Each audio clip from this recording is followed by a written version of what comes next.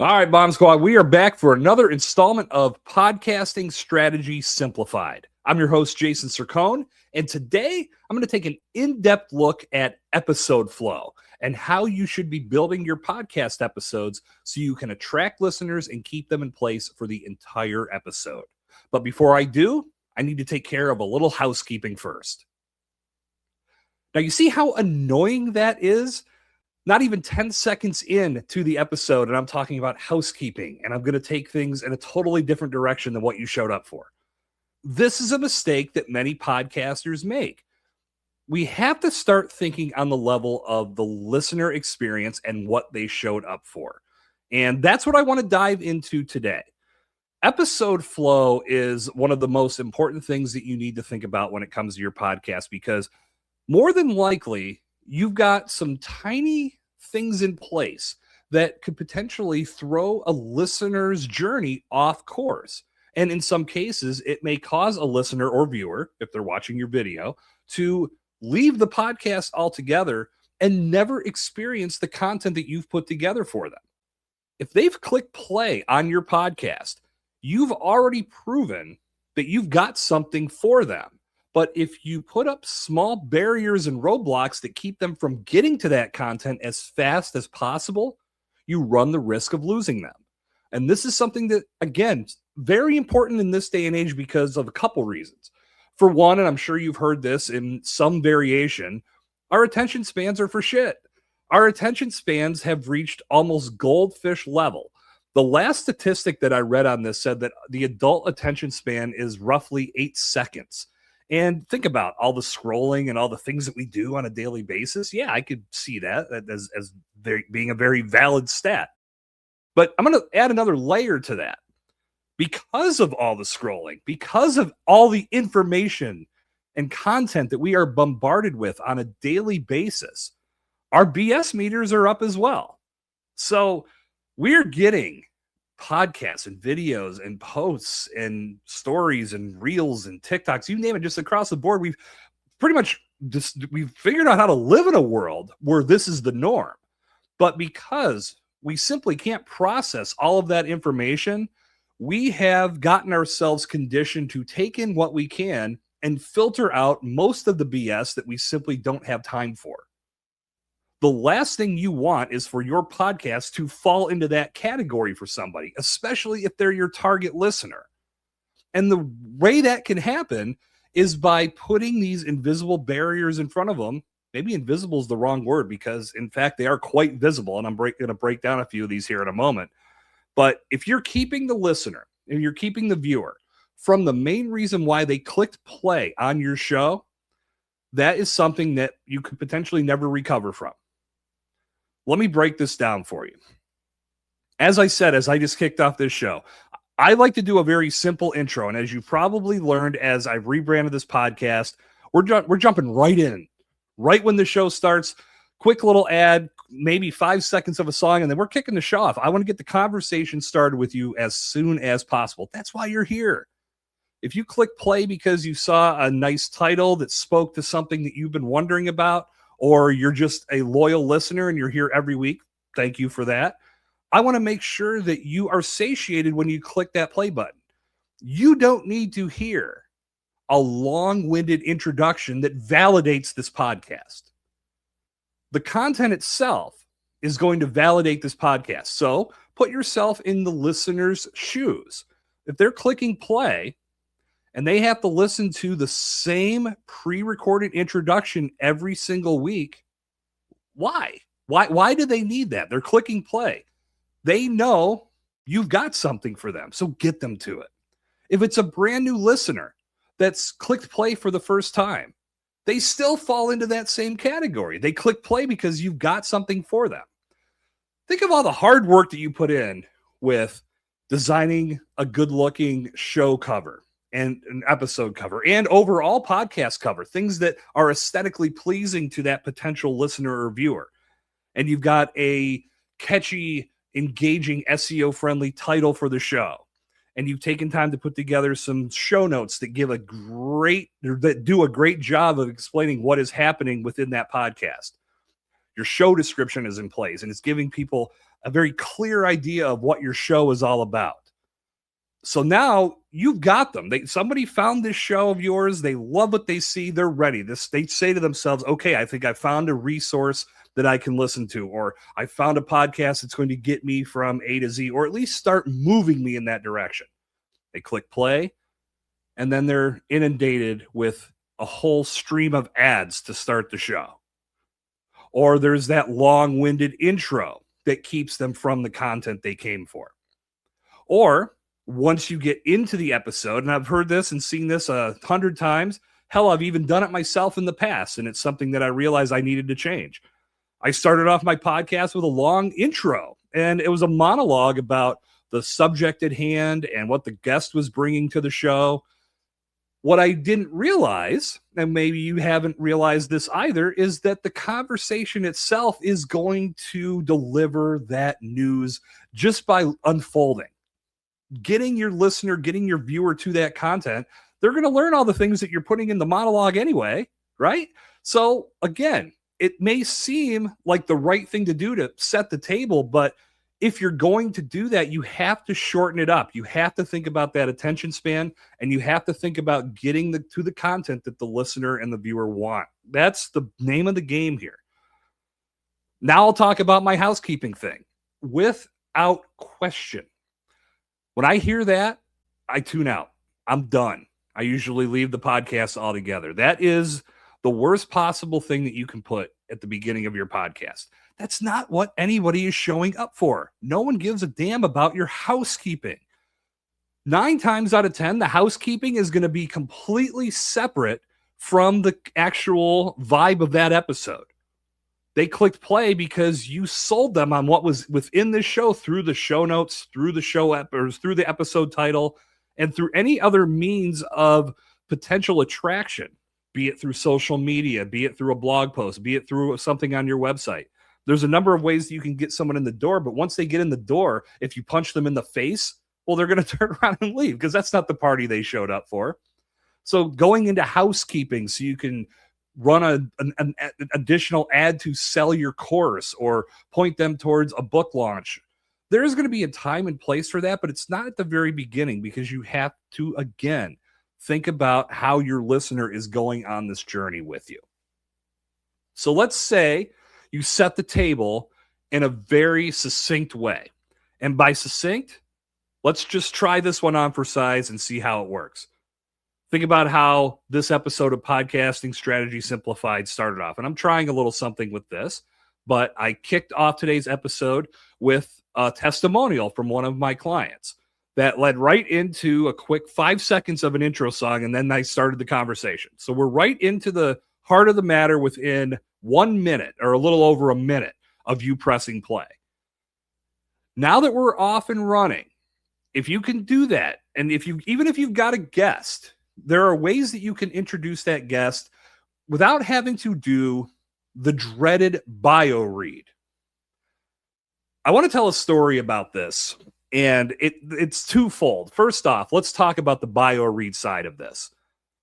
If you've ever been a guest on a podcast, you've more than likely felt that feeling of being uncomfortable as someone reads this long-winded bio that they've either pulled off of your LinkedIn profile or your website, or even worse, you provided it.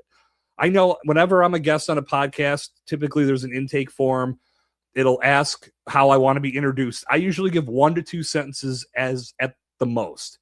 I want to get to the conversation. And if I can do my part to help that happen, then here's a couple quick sentences.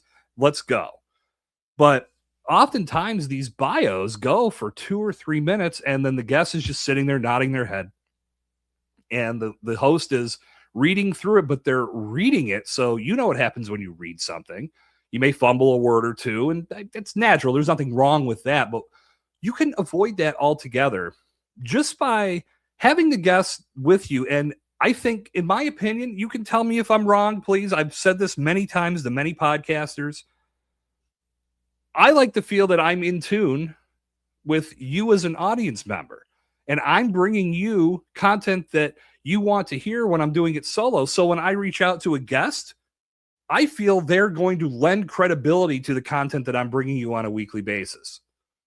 Therefore, I don't have to validate why I brought them on. And that's oftentimes what gets wrapped up in that intro or in that bio read.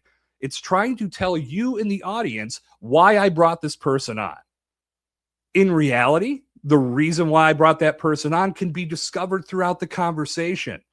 And that's what I like to do. Is there's one of two ways to do it. Either you do a quick 30-second intro about what the subject's about, and then you say why this person is here to talk to you about that today, or you ask them a question to get the ball rolling right out of the gates. If you listen to Entrepreneurs on Fire, one of the big podcasts out there in the entrepreneurial space with John Lee Dumas, he kicks off every episode with the same question. It gets the conversation started. I've done that with one of my old podcasts, Evolution of Brand. I asked the same question right out of the gates. It was a challenging question that got things rolling. As I bring in guests for Podcasting Strategy Simplified, my approach is to have conversations, but to just start off with asking a challenging question. Whether I get to that one question that's the same for everybody, we'll see. But as I see it now, I'm getting the conversation started as fast as I possibly can, and that's why you're here. So that flow is extremely, extremely important. So to tell the other side of the story, this is how I learned my lesson on this. I had an episode where I invited a guest on and everything was fine. We talked beforehand. Everything was good to go. And I asked the dreaded question that I feel that, again, we feel that it's important. But when you really dig into this deeper, you realize that it's not.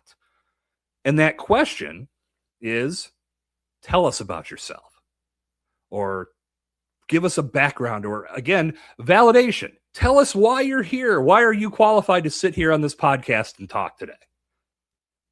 Now, in some cases, that person on the other end of the microphone may just drop a few quick sentences or just go for a few minutes and give the Cliff's Notes version of what they do and why they are qualified to be here.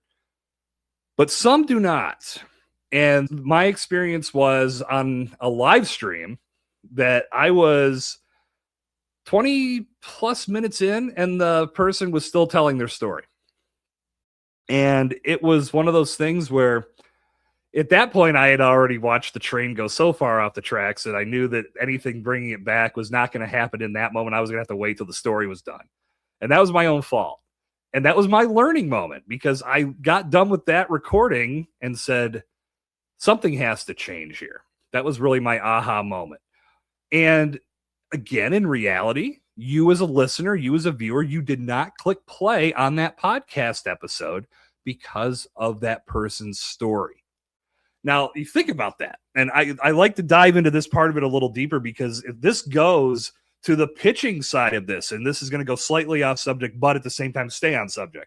If you're looking to be a podcast guest on shows and you're pitching other podcasts to come on, but you're doing it in a way that does nothing but list your accolades and talk about everything you do, that's more than likely going to turn a podcaster off. You've got to talk about what they're doing and how your expertise will lend credibility to their creation. You're coming on their show because you know that what the message that you have to deliver, it can intertwine and interweave with what they're delivering to their audience. Therefore, all of the conversation is relevant. But if you're just reading out this laundry list of all the accomplishments that you've had over the course of your career, it gets boring. It's great that you've done it. Don't get me wrong. Anybody that's accomplished anything, I applaud you. But when you're trying to bring that expertise forward, as someone that's tuning into a podcast, I'm tuning in for information. I'm tuning in for education. I want to get a solution to the problem that I'm facing. Just hearing all of the things that you've accomplished in your career isn't going to get the job done. So I like to nip this in the bud. And again, like I said, I learned this. This was my own fault, because we oftentimes as podcasters feel like we have to front load each episode with that story because of validation, because that's how it's always been done, because we want to make sure our audience is understanding who that guest is. But when you really think about it, that guest is going to be spending 30, 45, 60 minutes with you, just like the host is. So let them tell their story throughout the general flow of the conversation. That was my aha moment. And when I made that flip, I stopped asking the question, tell us about yourself. And I started taking it more into the flow of the show and the reason why the listener clicked play in the first place, the subject matter that I put on the marquee that we're talking about, it changed everything. Now the conversations were going right from the start, and I didn't even plan it this way. All right, let me take one step backwards. I planned it in that, okay, I want the conversation to unfold. But what I didn't think would happen were all these little bits and pieces about that person's story that they normally would have front loaded in their podcast or front loaded to the beginning of the podcast were now being interwoven with their story and with their expertise. So not only were they sharing who they were and why they're so passionate about what they do, but they were also lending value to the content of the episode. And as you're building content, that's what it's all about. That to me was a game changer. So episode flow, when it comes to getting the guests talking, it's incredibly important to get them talking about the subject matter, not so much themselves. And the seasoned guests that understand when they come on a podcast that they're going to get more in return by lending their expertise to that podcast versus just trying to be in sales mode the whole time still blows my mind when I hear people go into just strictly into sales mode when they are a guest on a podcast. But here we are. There are still some things that we need to tweak in this world. That's one of them. But if you got them talking about what you want them to talk about, and you're guiding the conversation, you know you've got something good that's going to unfold. And it's going to give that guest a phenomenal opportunity to tell some stories, and it's going to save time. They don't have to blow everything in the first 5 minutes by telling everything they've accomplished. You can interweave that into your conversation. And as you go through it, maybe you have a planned question or two. No, and if you've done your research on your guest, you know a thing or two about what they've accomplished. So you could bring up how they've written a book that's won awards or won a Pulitzer or whatever the case may be. But you can interweave that into a question and talk about the fact that them winning that award really does lend to the expertise they brought to the podcast. These little things, again, when we dig a little deeper, and I'm spending a little extra time on this today because you don't think about them, but you sometimes put the obstacle in front of a listener or a viewer that doesn't need to be there, as I've said already a couple times. So I want to structure this, and I'm going to lay this. I mean, this isn't difficult. This really is not rocket science, what I'm talking about today. But this is a very simple flow that will allow you to get more from your podcast. And it's going to allow you to keep listeners and viewers more engaged in what you're putting in front of them because you're building it out the right way. You're getting them to the reason they showed up, and that's the most important part, as I've beat on that drum many times throughout this episode already. And it's because of the importance. If you skip that part and you don't give that particular mindset the attention it deserves, that's when you start to lose people.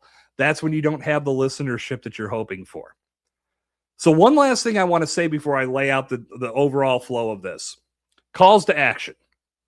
That can be another one of those things where you don't realize you're doing it. And I see this on the host side and the guest side.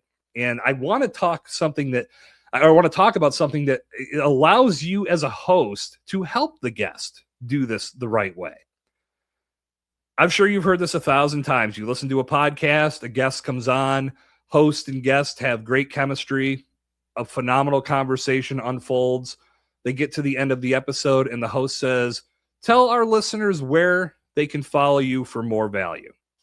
And then the guest proceeds to rattle off 15 to 20 places that the listener or viewer can go. And you know how many places that listener or viewer goes? Probably none, because they got so dragged into the mud with that guest telling them all the places they can go, including their ICQ handle and their old MySpace link. It gets lost. And when you've got that time, you've carved out a little piece of real estate on the internet that people are devoting to listening to you, and you have a tremendous opportunity to make an impact. You need to have a clear destination for that listener to come to get more from you. if you do your job right, they are absolutely going to follow you, but you have to grab them by the hand.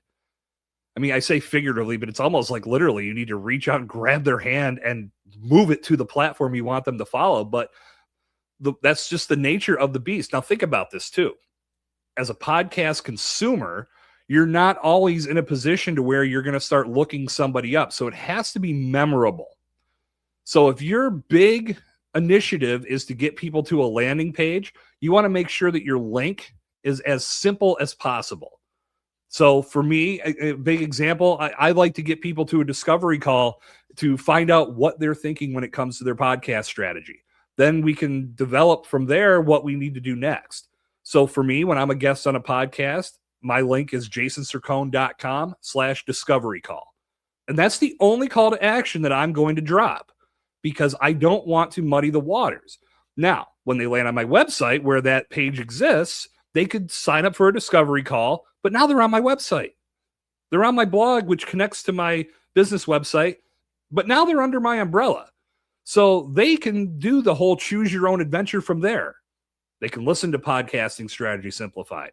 They can set up a free discovery call. They can join me on LinkedIn or on Threads. They can jump over to YouTube. They can read the blog. There's a number of steps they can take, but they can choose to do that on their own. For me, the most important thing is if they got value from me on the show I was a guest on, I want them to set up a discovery call so we can take things to the next level. And that always, for me, starts with a conversation.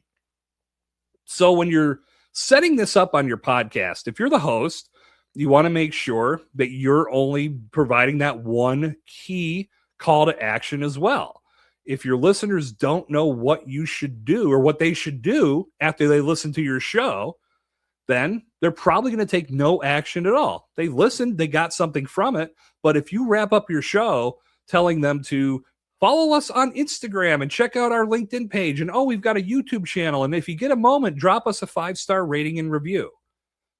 All things that would help you, but the listeners, like, which one do I choose? Which one do they want me to do? Which one is the most important? And because you haven't defined which one is the most important, they don't take any action at all.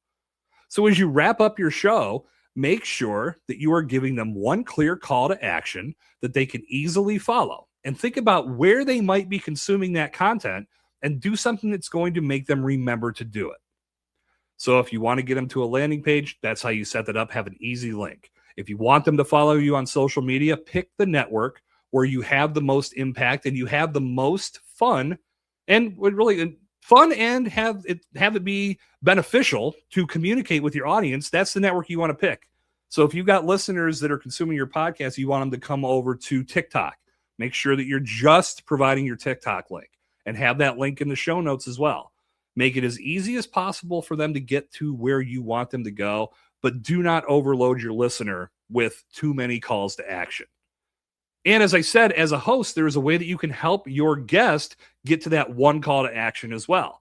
When I wrap up my conversations with my guests, what I say is, give us one solid place or one good place that we can all go to get the most value from you.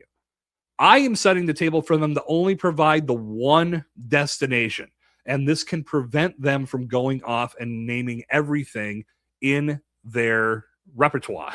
I often ask at the beginning, just so I can do a little preemptive strike. If they say, I'll ask what the call to action is, and you can also do this even before you get on the recording session with your guest. If you want to put it in an intake form or even communicate it beforehand, find out where they plan to send the guests. And if they say, I'm going to mention my social media and LinkedIn and website, whatever, if they list more than one, you can say, I like to get our listeners to follow you on one platform, so I will tee up the question for you to give just one. Make sure you provide your most important platform for them to follow you on. So you're doing your guest a favor. You're helping them get your audience to the platform of their choice as well, and not overloading them with CTAs.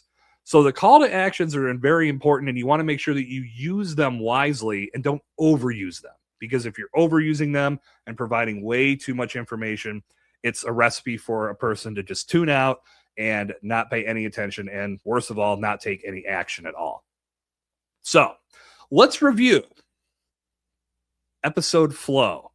When you're starting off your podcast, get your listener to the content as fast as possible.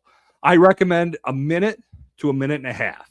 If you can cut all of the bullshit out of the beginning, long intros, heavy monologues, red bios, too many ads, housekeeping, get all that out. Even just a quick intro that says, this is the show, thank you for being here. That's enough to let a listener know they've clicked play on the right episode.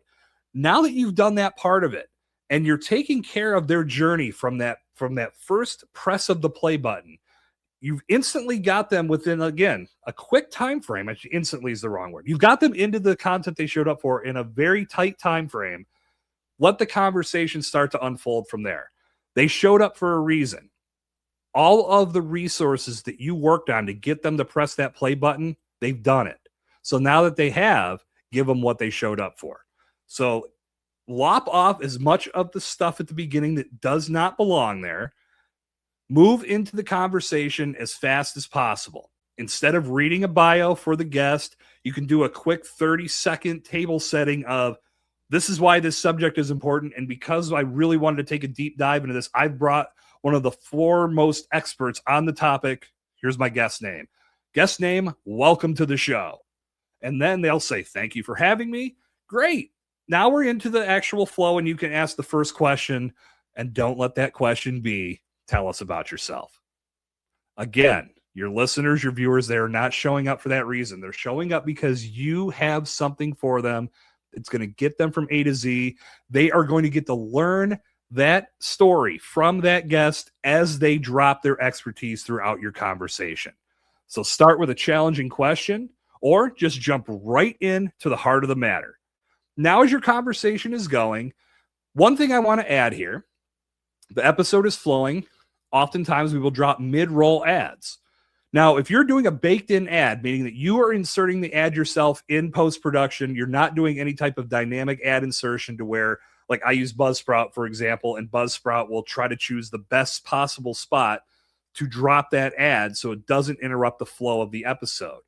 If you're doing it baked in as a mid-roll, make sure that it doesn't derail the story. Make sure you drop that in at a point where I like to do it at a point of intrigue, when it's right at the end of a thought, or sometimes it's right before a very powerful question. I will get that ad dropped in, and then we're right back into the conversation. I don't like to do it to where I have a very powerful question asked, and then the ad runs, because that's a disruption. You ask a powerful question, you're expecting a powerful answer. If that's interrupted by an ad, that sucks. Think about when you're on YouTube, because YouTube is a masterful algorithmic platform for this. Dropping ads when you don't want to see them. But that's how their money model is built, and it is what it is. But think about that as you're doing those baked-in ads. If you're doing dynamic ad insertion, then you can let the mid-roll play out the way it's supposed to. But make sure that your ads do not interrupt the flow if you're baking them in. And when I say baked in, I mean inserting them yourself as an ad that's part of your actual file, not something that will be inserted later. So now as you're going through the episode, you want to think about how that conversation continues to unfold. If you're going to do any special segments that maybe you've pre-recorded, I think about, like, maybe you're doing like a quick lesson or a quick listen and learn with your audience. Make sure that those get inserted in a spot throughout the conversation that doesn't interrupt the flow of the conversation as well. Much like an ad that you're baking in. You want to make sure that everything continues to flow so your listener stays engaged. Now you're getting towards the end of the conversation. Make sure that the call to action is being teed up for one call to action for that guest. And then once you wrap up with that guest, you could do a short outro. I would say anywhere from 20 to 30 seconds thanking the guest, but give yourself an opportunity to provide one call to action as well. And then you're into the outro, episode over. You want your audience members to get to that point. This formula, again, I'm not splitting atoms. I am not changing the world with this. But I listen to too many podcasts that have too many of these barriers in place, and they don't need to be there. If you can eliminate some of these, really evaluate your show and determine, is my intro too long? Am I doing too much to keep my listener from the content? That's the golden question. And if you're looking at what you've got in place and the answer is, yeah, I think I've got too much here, make the change. And you could start that on your next episode. But as you focus on this episode construction and this episode flow, you're going to put yourself in a much better position to not only attract listeners, because we know how the engine works. All of the pieces, episode title, show name, episode art, overall cover art, show description, all of these items help bring a listener to the door. They press play. That's them entering. Now you want to make sure that they've arrived at the party. You give them the best experience possible. So they come to your next party and your next party and your next party. Do that by giving them exactly what they showed up for. Follow this formula and your podcast is going to start to see more engagement. You'll start to see better retention and you'll start to see more people recommending your podcast over time. So that will do it for this installment of Podcasting Strategy Simplified. I hope you had a good time because I know I did. I look forward to connecting with you on the very next episode of this show. Until our paths cross again, my name is Jason Cercone, reminding you that podcasting isn't easy, but it doesn't need to be complicated. See you next time.